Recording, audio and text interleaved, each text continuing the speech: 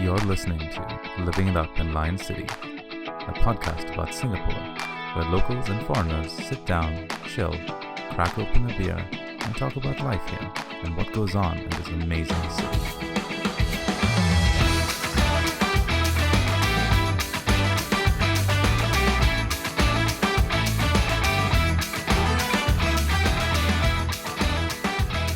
Hello everyone and welcome to yet another awesome episode of Living Up in Lion City, the first episode of the year 2019. I hope you guys had a fantastic New Year celebration. I hope you guys have made enough resolutions that you'll probably have broken the day after you've made them. Or you never achieved them. Just be honest, Yeah, man. You're never gonna finish them. It's gonna go on the next year and the next year. It's never happening. I love your sunny outlook on life, Shian. Honesty. But speaking of Shian, we'll get to introduce our guest in a short bit. For those who don't know, 2019 marks the 200th anniversary of the founding of modern Singapore. In the year 1819, a British dude called Stamford Raffles came down. Yeah, like he was like, what was special about it? So this regular guy, his name was Stamford Raffles, he comes down to this part of the world and he's like, I see this island and this is my kingdom now. Okay, I'm oversimplifying it. For the record, he has some experience in the East India Company prior to that. Oh really? Yeah. Did he? It's not like just some guy, hey, let's go to Singapore and let's set up a base here, Wait, he had some experiences before coming here. It's not just some guy. Wow. So my understanding was that this guy came to Singapore. He essentially built up a colony of what was assumed to be an uninhabited island. And, here we are, 200 years later. What is interesting about the Bicentennial is that Stamford Raffles' story has been talked about and in a lot of ways glorified for all these years. This time around, I think there's a different angle to the bicentennial celebrations. There's money to be made. But we'll get to that. This episode, we have a very special guest who is a good friend of ours, a fellow history buff, who's really keen on the history of Singapore and history in general, who has a lot of hobbies related to his interest in history. Welcome. Yeah, Shian Bang. thanks for welcoming me. Right. So I do color old pictures. That's one part, and then I read up about history a lot. Tell us a little more about, what you do. My main work is photography, and Right. on the side I cook also for a living. Right. So And you mentioned stuff about coloring old pictures. Yeah. Could you give us a bit of context about that? yeah, so like there's this film that I've been thinking about this for a long time, but the real push for me to do this was Peter Jackson did this movie. It's a documentary about the First World War because this year is the 100th. Last year was a 100-year anniversary of the First World War. So he wanted to make this documentary that coincides with the anniversary. Right. And it was basically taking black and white, really paste up footage of the First World War, and he color it and slow it down, and when you actually look at the result, it felt like you're looking at the fact that these people are real people. They're not like black and white figures in a war that you didn't know. So he bring that human element back to them, and then I look at it and I was like, yeah, it's about time I start doing what I've been thinking of for a long time. So I look up some like video guides on YouTube and then just start trying out.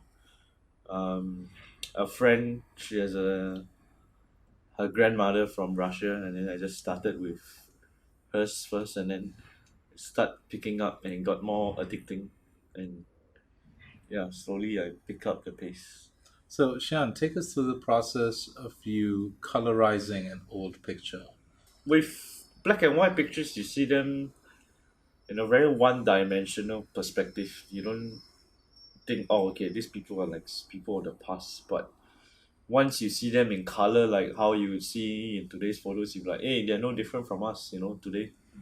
And then it makes you think more about history. It makes you more interested because you are able to metaphorically and physically color their life, and you bring them back to life basically.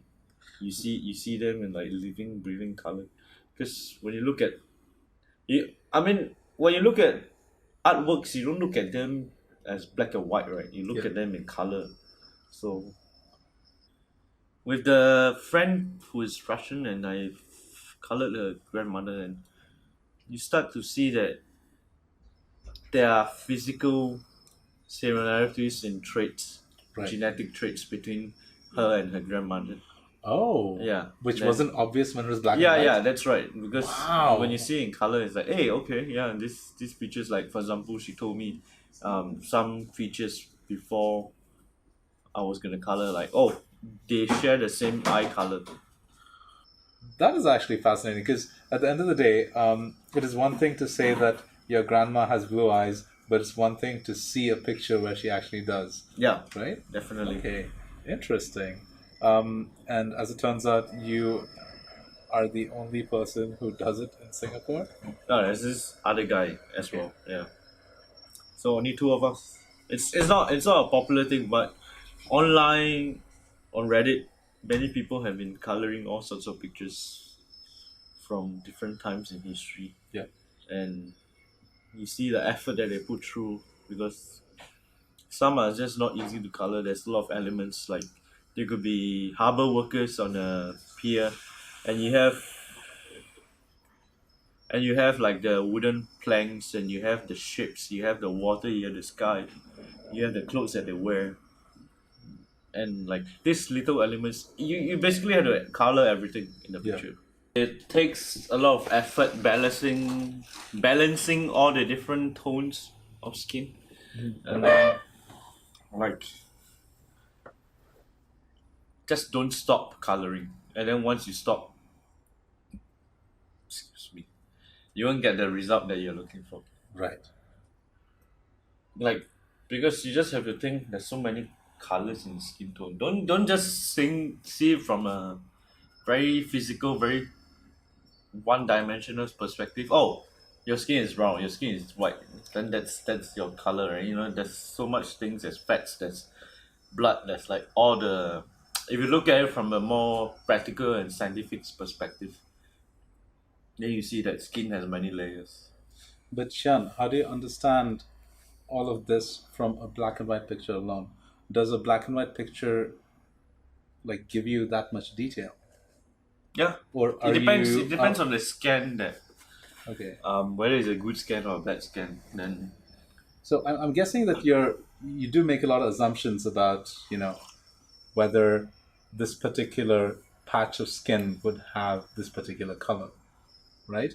And this probably brings to my question about how accurate should you be, you know? I think like the best way is, if it's say a family friend, or if it's someone or like if it's a client, you ask them about like what information they can provide, like what period is it, what clothes they're wearing, what hair color, what eye color, what skin color, and if they have any accessories, what their real life examples, that's the best. But if they don't, then what kind of color would they be? Because you are coloring them, so you want to try to be as accurate as possible. And Is it important to be accurate, Shian?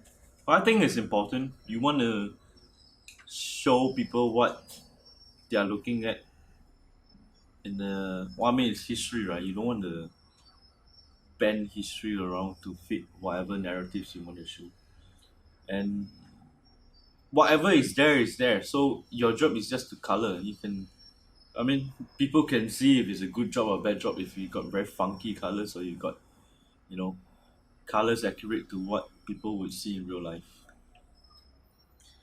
Shian, if we want to see more of your work, where can we find it? Um, I post it mostly on my Flickr. Okay. You can find my name, and also on Reddit, Singapore subreddit. Shout out to. Yeah, so you can find my work on coloring on Singapore subreddit. I'll post them periodically, and other subreddits which are like colorization, where there's a huge community out there where people color all sorts of old pictures. Yeah. Nice. Um,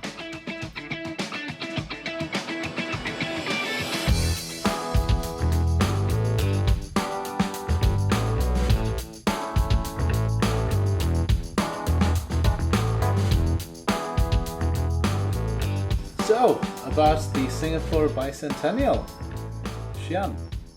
So, I think the country is gearing up for the 200th anniversary. The 200th birthday.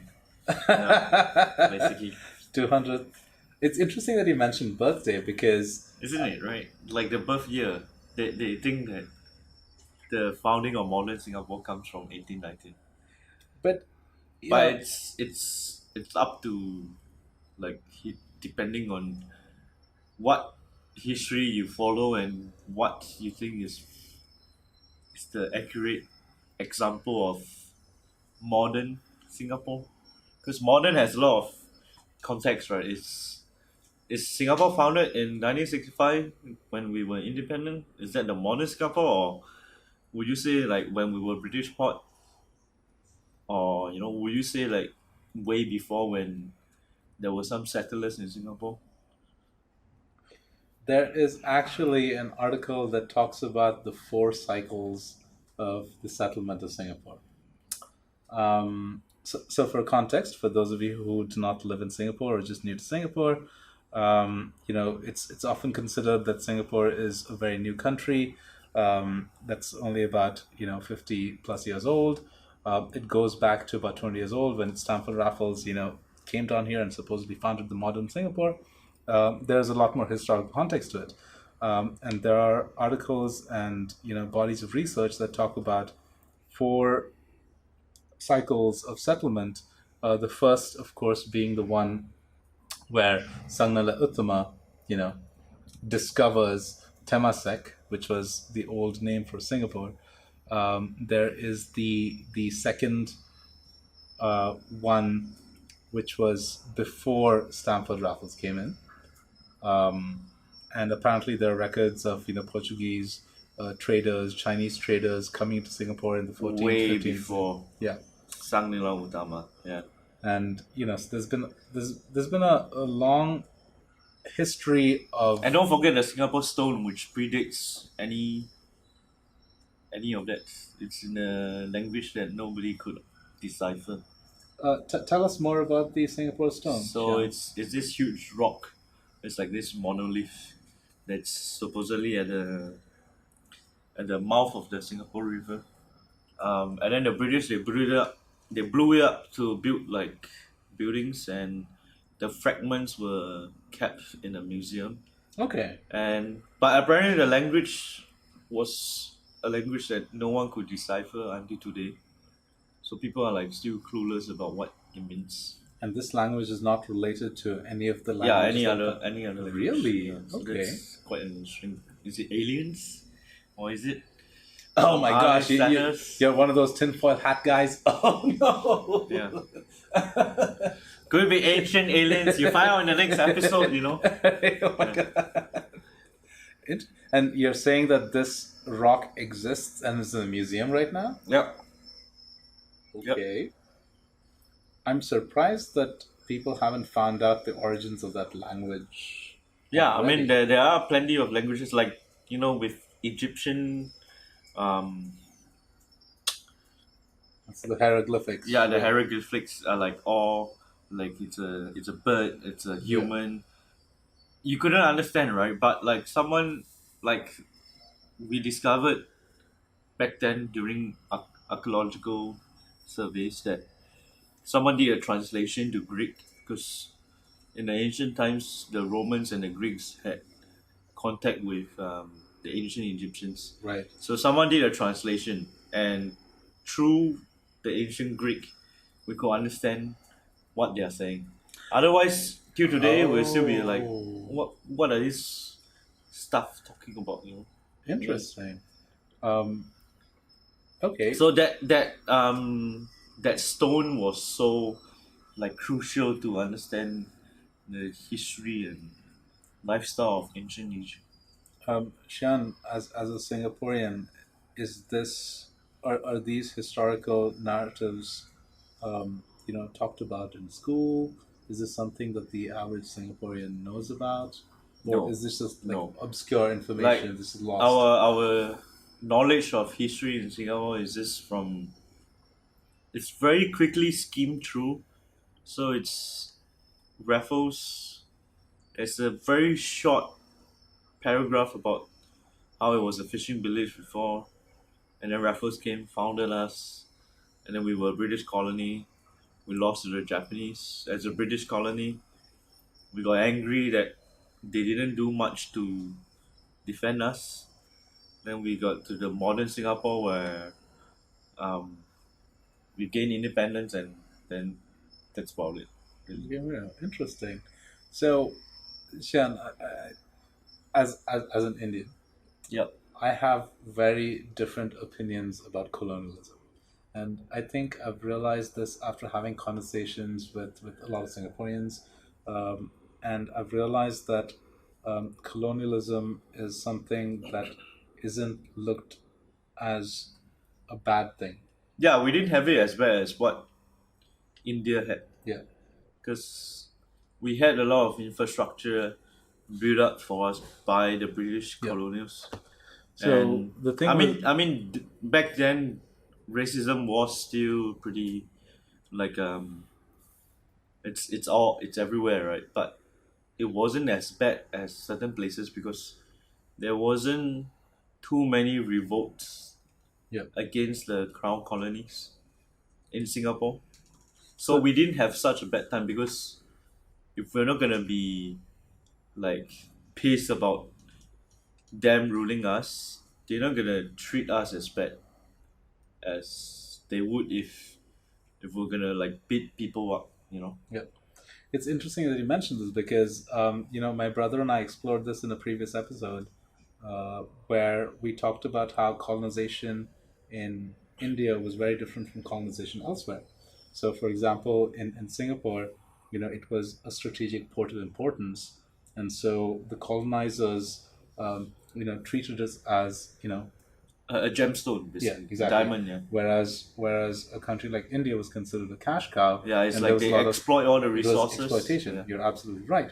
And we've had these conversations with other people, but I think one of the things that actually solidified the fact that this was true was a quote from Lee Kuan Yew, where he said, "We should be thankful for their system and their graceful exit." And he's talking about the British colonizers leaving.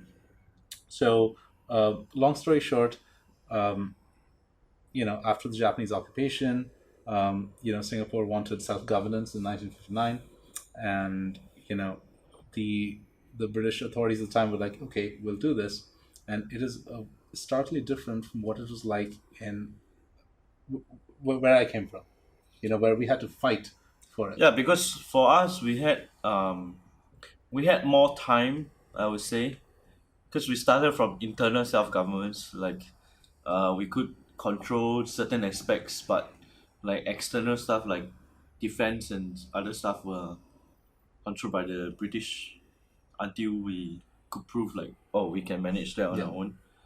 And then And I find it interesting that the transfer of power was a peaceful one. Once again, you have to understand, as an Indian, I think I have a bias against anything that's British. Like, yeah, you I know, understand. so when somebody talks about a colonial narrative, there is some part of me that goes, "Fuck that shit," Yeah, you totally know. get that. But after chatting with my brother, who is a lot more well versed in the history of colonialism in the region, he talks about how different countries have adopted different approaches to dealing with it. In the context of Singapore, people here said that, hey, this happened, and I'm not saying that colonialism was good for any particular place, but for a very We had yeah, more stability compared to some partners around the world, I which is guess. true Like for because example, if you would look at French Indochina, right after the Second World War, they had a conflict between Ho Chi yeah, Minh's side versus the colonies, which were the French, and then the French lost, and that's where the Americans came in after, because they didn't want the communism to like start taking over like all the different countries. yeah. They think it was like a domino effect. Like one country goes down, the next one gonna go and go on, go on, go on, and they And want like capitalism to be the status quo. And I also think that the French colonizers were salty about it because, and this is also mentioned in LKY's essay. Um, so the context in which he said that we should be thankful and grateful for the Britishers' graceful exit is because he used the example of when the French colonizers had to leave French Guinea, and Yeah, apparently as they were leaving, they took down all the telephone lines and the electricity lines. They were like, "Fuck this shit," you yeah. know. So there was a lot of um, antagonism when it came to colonizers leaving their colonies because of various reasons. And LKY said that he was grateful that that didn't happen in Singapore. So Yeah, because the infrastructure, if people gonna tear it down, then eventually you're gonna have to build them up, right? So what's the point? You're just doing it out of spite. and I also believe that at that time, um, the British Empire at the time was a lot more sympathetic to Singapore being a strategic port of importance. Because Um, they still want it to be a port of importance because they have something to gain out of it, yeah. and having that good relationship is better for them in the long run than if they were to like end it on bad terms. So, Shan, here's a tricky question. Is this historical context the reason why Raffles is celebrated as compared to all the other people who were influential in the formation of Singapore? Yeah, I would say in many ways, yeah, Okay. because I think that narrative helps to push the ruling party as like this this main figure in Singapore. Let's It helps to let's keep them in power because people will think, oh, okay, yeah, I agree with what the ruling party used to say, and that people would people would see it from a perspective where um, they feel that the British weren't so bad as they would think they were in other countries. Shan, let's take a step back and talk about what you think about the ruling party's interest in considering that the British colonization was that British colonialism was a good thing. What is the political benefit out of it? Mainly stability, and because I think also we have been in this system for a long time, right?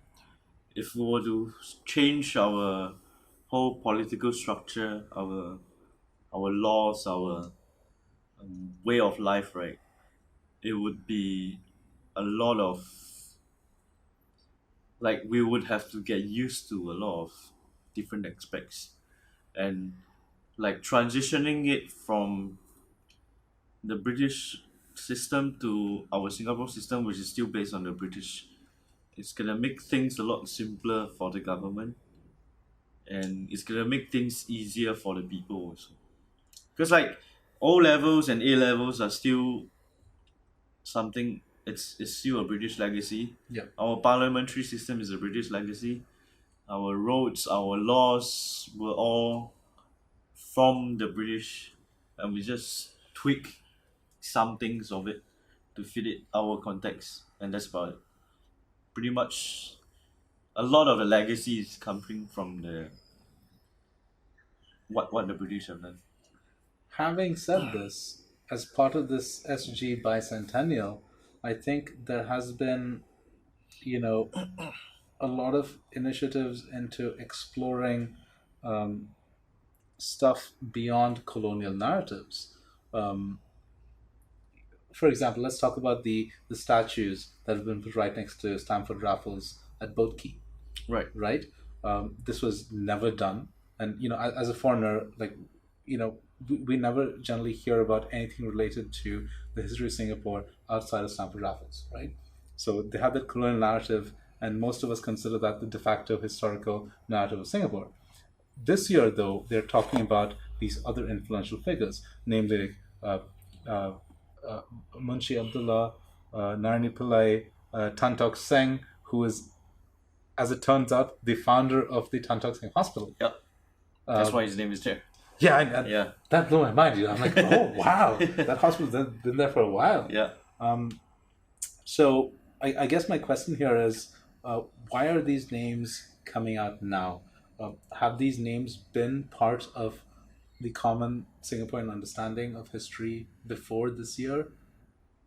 Some yes, but like there are footnotes in history here. Okay. They skim through it, but because it's bicentennial, and I wouldn't fault them for thinking that way, but it's a good way for them if they got any events to bring publicity, And there are a bunch of them. which is very logical if you think about it. But I mean, if you think about it, why didn't they do it earlier?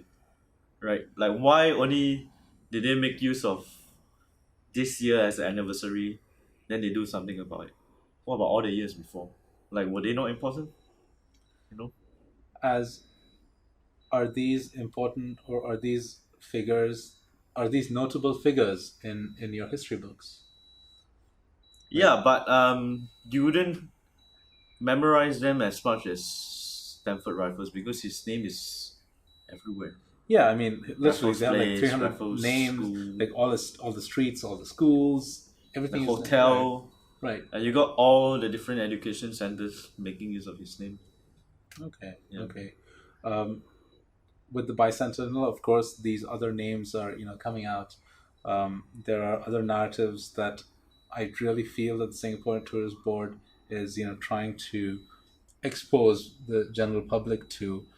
Do you think that this is going to be um, a permanent thing? Nah, it's just be something that's gonna happen this year and it's gonna be gone because for the longest time we haven't memorized their names, and suddenly with the bicentennial year that they come out with these people and they expect people to remember them. I find it like it's only mentioned specifically this year, so I don't feel like they will have any significance after the year. I mean, if they do want to keep it, that's great, but I don't have high hopes. Okay, all right. Yeah. That's the cynic in you speaking. After seeing what we've done in the past, it's unlikely. Yeah, As the realist in me. which is fair. As someone who's interested in history, would you still want to check out the various events that are happening over the Yeah, course of course. this year? Like you still get to hear what stories they can tell, and you can see for yourself how much of it is doing it because it's something they can profit from, and how much of it is because they actually want to do it. I mean, the narrative will give way. The narrative will tell how much of it is like truly something that they've been thinking of doing. Let's unpack this idea that you say that someone is to profit from it. Once again, maybe this is an outsider's perspective. Um, is it the fact that this is a narrative that you can profit from? Is Yeah, this tourism wise, that's something that the tourism board could just put up in their brochures and their advertising. Oh, it's the bicentennial year. Prepare for a great year of like all sorts of history you never thought you knew. And people would be like, "Oh, I thought Singapore's only 50 years, and there's a lot more than that." So, for As a history foreigner, buffs, perhaps. as a foreigner, I often feel that this narrative isn't meant for us. I like, especially like Oh, no! Don't get me wrong. It's meant for us, but if they can see that there's something to be earned from other people, they're not gonna wait for it. They're gonna try and get it if they can. So is this the part where you're putting a tinfoil hat It's like on an and extra tidbit for them, you know. Yeah. saying? Okay.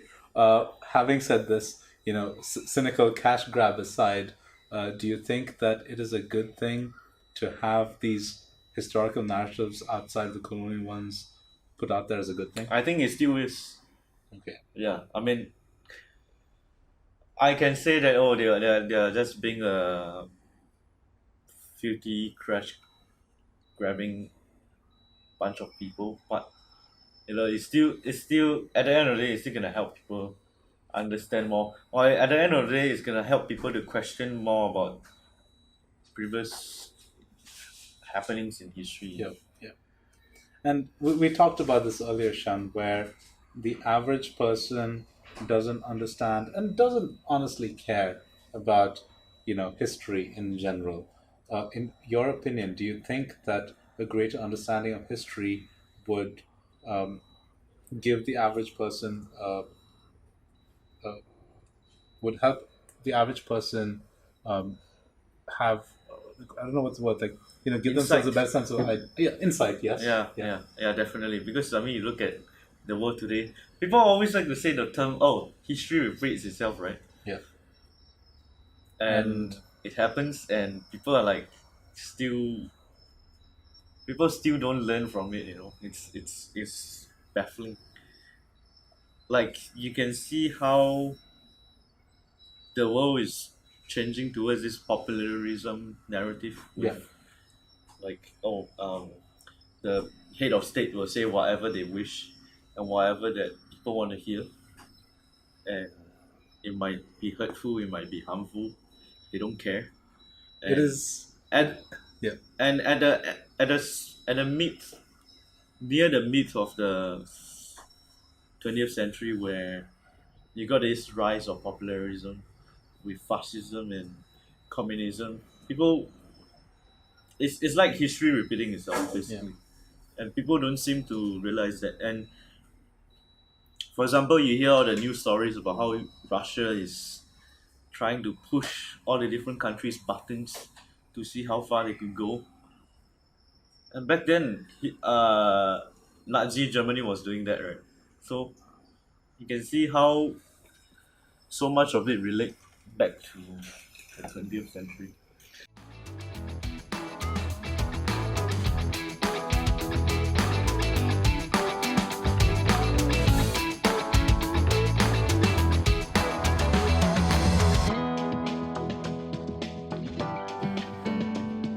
Maybe a last question before we end this. Yeah. Do you think with the questions and discussions that come with the Singapore Bicentennial stuff that's going on this year, do you think that attitude will change? Nah. I mean, I hate to say it, and I hate to generalize people here, but we are shallow as hell. We're just shallow as fuck, man. We Um, just wouldn't go deeper into it. We just see what at least the younger people would see what, even the older people actually, they would see whatever situation at face value, and then they just go along with it.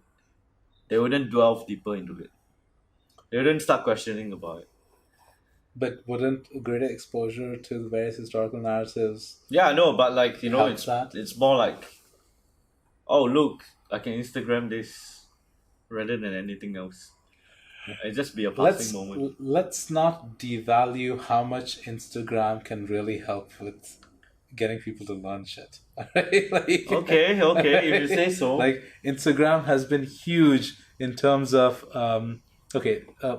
digression, but as it turns out, museums across the world have had an uptick in attendance because of Instagram. Yeah, but most of it are modern art, and they are they play to our satisfaction, like complementary colors, like a room full of there's this ice cream museum. Yeah, that was that was where I got this. Oh yeah, it's popular because hey, it's quirky and it's hipster, and it looks good for people in the pictures. But how many are actually gonna learn about ice cream, right? Well, I'd like to take the optimistic outlook in that, out of 300,000 people who go to the ice cream museum, if 2 people and that's a failure. learn from it, that's a win. I think that's a win for me. Like, if those 2 people understand it, that's like the effort is worth it, right? Like, maybe to take a more local example, if let's say the Asian Civilization Museum had a more Instagram friendly tour, of course everybody's going to go in there for the pictures. No denying that. But then after those 300,000 people, there's 2 people who'll be like, let's talk about this particular fishing boat, which is actually from here and here. Isn't that particular discussion the whole point of the exercise? Yeah, but once again, I'm an optimist. So, so we're at odds here, and I understand that. Oh, man. Well, time to find out, okay? Yeah. All right. I think we've talked way too much. Yeah. But once again, Shian, I would love to thank you for coming down here and give us your thanks for having me again. And the audience doesn't know about that previous botched attempt. Mm-hmm. But Shian, like before you go, this is an opportunity for you to shout out what you're doing, and how they can find out, how people can find out what you're doing, and like if do you have a website that you want to pitch? So for me, my main Instagram is bang bing bong or bang bing and then _BA. You can look it up. We'll put it up in the show notes, guys. It's mostly just my commercial and portraiture work for photography. Then I'll upload. I don't have an Instagram for coloring old pictures, but I'll put it up soon. So otherwise, you can just find it on the subreddit in Singapore. Yep, I know his handle, so I'll put it up there. Yeah, of course. Yeah, thanks. I appreciate it. All right, guys. You know what? Once again, folks, follow us on iTunes, Spotify, Stitcher, YouTube, and any other podcast app of your choice.